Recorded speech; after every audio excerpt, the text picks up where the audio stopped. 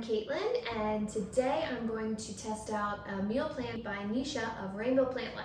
Cheers!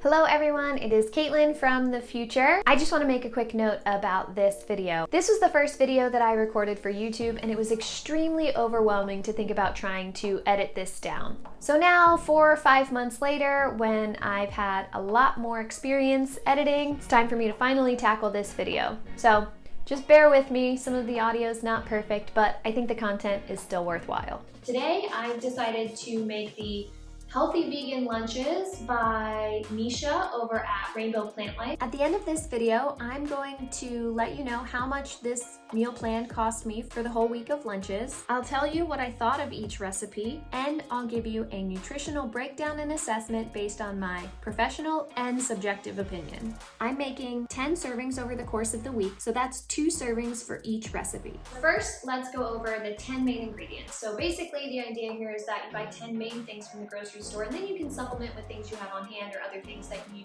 actually wanted to add to your meal plan. Her main things are salad greens. She says either arugula or kale. I got both. Avocados, tomatoes, carrots, chickpeas, tofu, edamame, brown rice or soba noodles, whole grain bread, I have a gluten-free seeded bread, and hummus. I'm also supplementing with a few of her suggested things to jazz it up.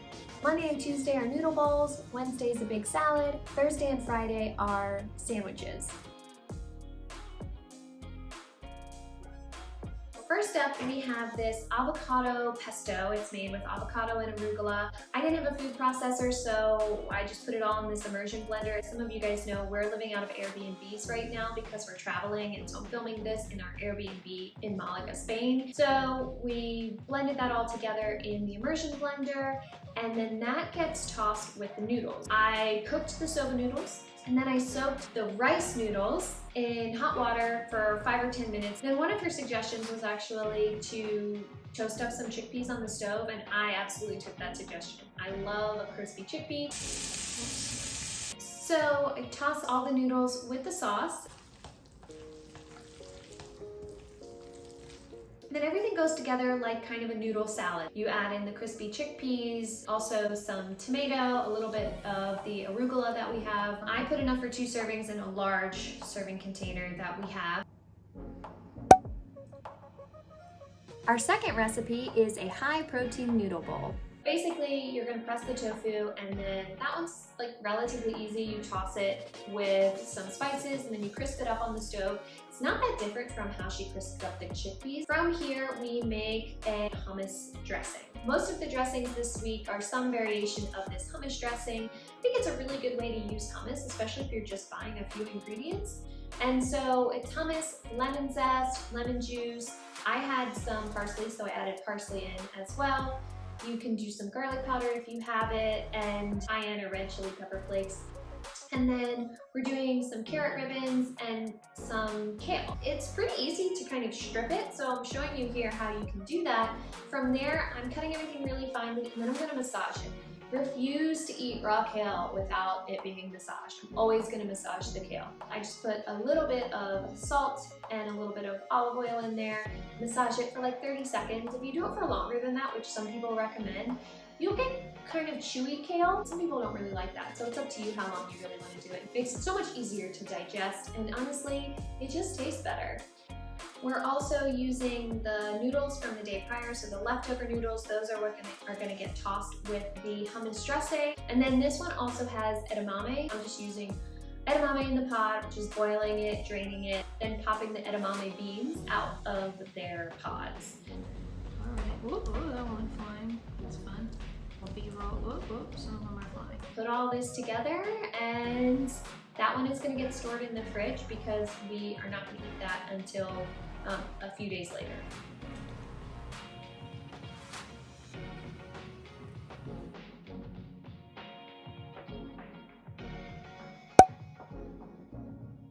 Our Our third recipe is a big chopped salad. The first meal definitely had the most prep, but by the time I got to this salad on this third day, almost everything was prepared. I'm just using the rest of the kale that I had massaged for the previous day's meal. The dressing gets tossed with the kale, and that's another version of that hummus dressing. We've also got tomatoes, shredded carrots, edamame, the chickpeas, the leftover crispy tofu. I just crisped up some pumpkin seeds because I wanted to add them. I actually had pickled red onions, so I just threw those in there as well. And then I'm just putting this avocado here for when we're ready to eat it. That way it's all together, ready to go when we're ready to eat it in a couple of days.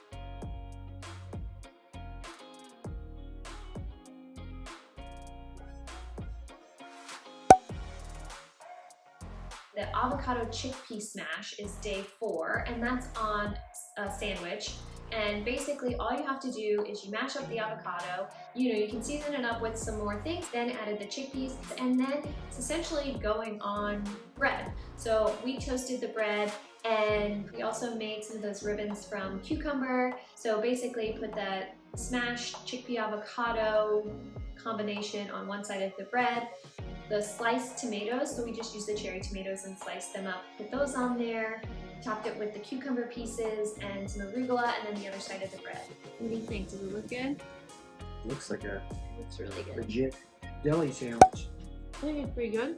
The fifth and final dish is a tofu salad sandwich. I was pleasantly surprised. It's just raw tofu, smashed up, mixed together with some hummus and lemon juice and a little bit of seasonings if you have them. So this one we decided to go ahead and serve with tomatoes, a little bit of arugula, and those cucumber ribbons again. So I just put everything in the storage container so that when we're ready to have it later in the week, we can just pull that out, toast up the bread, and put our sandwiches together.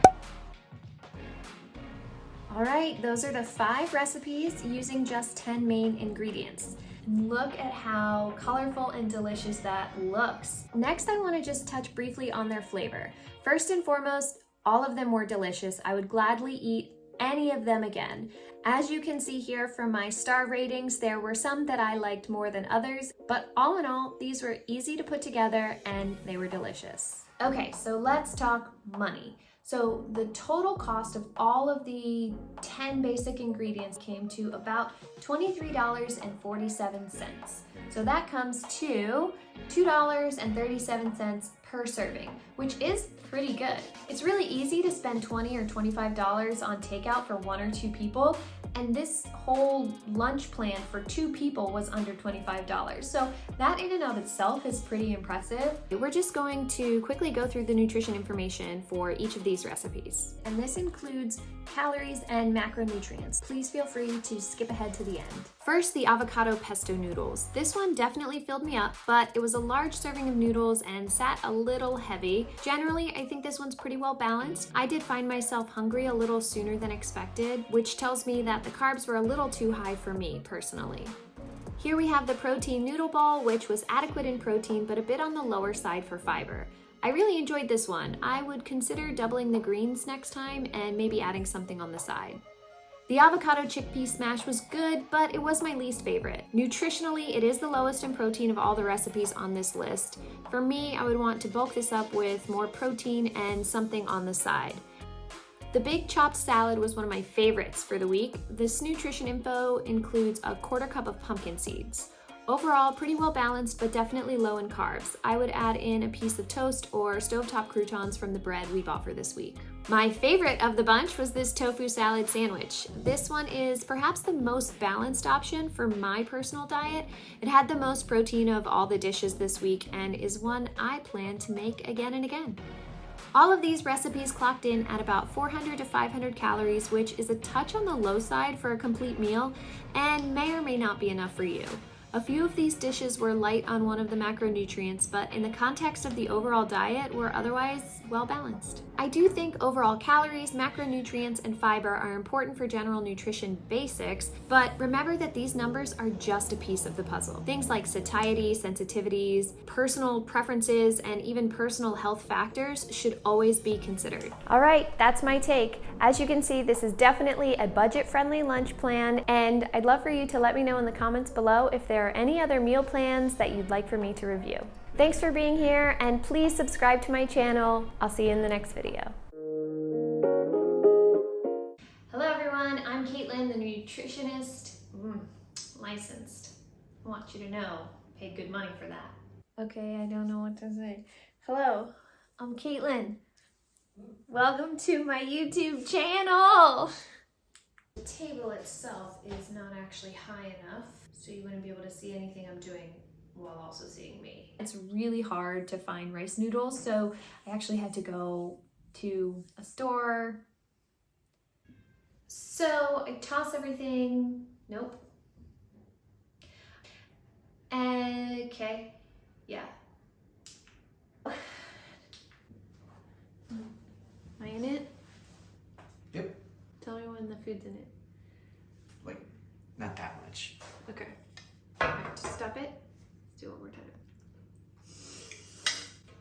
What? Why do you keep looking I'm up? looking at you.